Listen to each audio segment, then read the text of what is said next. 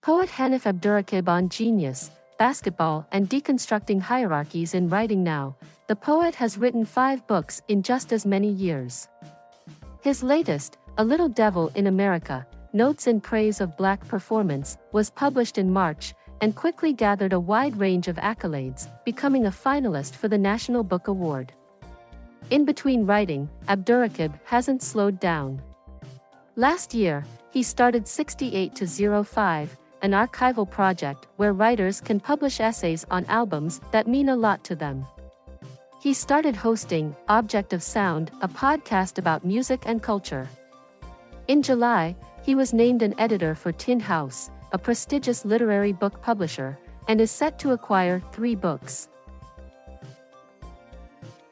This conversation has been edited for length and clarity. Did you always view yourself as a writer that operated in the pop culture sphere, or is that something you developed later on? By the time I came to writing, I already kind of cultivated this interest in this world where much of my language, much of the way I made sense of my existence and the existence of others, was tied to, some might say, an overconsumption of popular culture, so much so that was just where all my reference points were. I was one of those people who, back in the day, when AOL and Instant Messenger was popping off, my away messages were all song lyrics, like I spoke in song lyrics. I spoke in movie reference. I spoke in all these things. And to become a writer for me was to ask myself a question like, how can I hone this and become a more efficient weaver of story around this baseline that I already have? And also, how can I dive deeper into popular culture, so that I'm not just being referential, I'm actually telling a story about how it exists in and impacts the world as I understand it. And I think that led me to the kind of research impulse I have now. I'm kind of always digging and trying to get to the bottom of something that I'm interested in.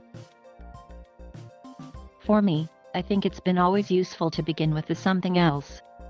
As writers or observers, there's a real opportunity for us to shape the happenings within a container, so much so that the container becomes not entirely irrelevant, but it's mostly just a guiding point. It's mostly just a lighthouse that we can keep pointing people towards so we don't get lost in what else we're doing. If you look at a piece like the Carly Rae Jepsen piece that's in They Can't Kill Us Till They Kill Us, what was happening on the stage was just a thread. It was just a soundtrack to lead people from movement to movement, but the piece was actually about public intimacy or public affection.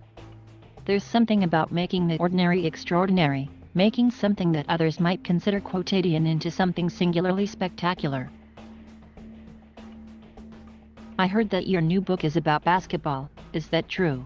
I'm still in the research phase and I don't know how it's going to come to life, but it's about basketball movies and the era of basketball in Ohio that gave the world LeBron James.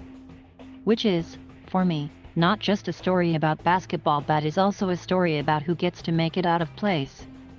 It's a story about a state and city that was very briefly defined by this singular talent, and what that did to both the state and city. But it is also about basketball movies. I grew up in an era of from above the rim to love in basketball to he got game, all this stuff, kind of hyper-romanticization of a sport that I was also playing. Sometimes not very well, but playing nonetheless. It made me think about the role of those films and the fantasies they created in someone like me, who at one point thought that I would grow up to be some kind of professional athlete.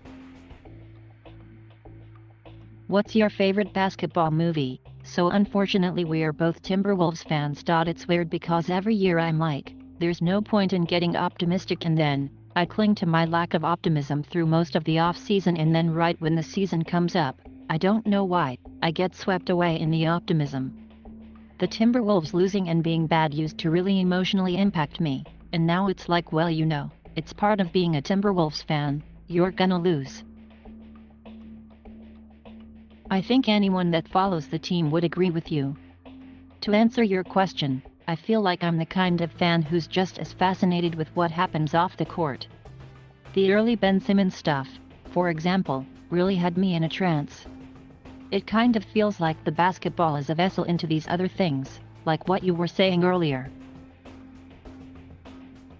I'm thinking about your poem All the White Boys on the East Side Loved Larry Bird. In my mind, that's where the poetry is, that's where the narrative is when I think about sports. But then I also think about Ross Gay's recent book, Beholding, where he just went really in on one moment and also the mechanics of the moment, which is also poetry, but I never would have thought of it in that way. I think what Ross's book did so well is that it gets down to the granular notion of that. People often talk about Steph Curry's shooting as poetry in motion. But what's more poetic to me is how Steph Curry moves without the ball. Like Steph Curry's off-ball motion, to find himself some open space with which he can operate and shoot in, that to me is more poetic. Because he understands he is someone who is kind of gliding along a restricted area, understanding really small angles and really small openings, and how to fit his body through them so that, in spite of being pursued by a great many people at all times, he can still find himself a little bit of air. And that to me, knowing the challenges of escape despite relentless pursuit, still being able to weave through a mass of, almost a forest, to find a clearing. That's poetic. To switch gears, I wanted to ask you about the MacArthur Grant. When the award was announced, you said you have a personal disinterest in the idea of the genius. What did you mean by that? You've had so many books out in the last few years, almost a book out every year. And now, you're doing 68 to 05, and you're working on a book as an editor with Tin House. It feels like you are refocusing on bringing other writers up, especially as you have become such a lauded name in writing circles. Has there been a shift there? Have you thought about your role as a writer differently?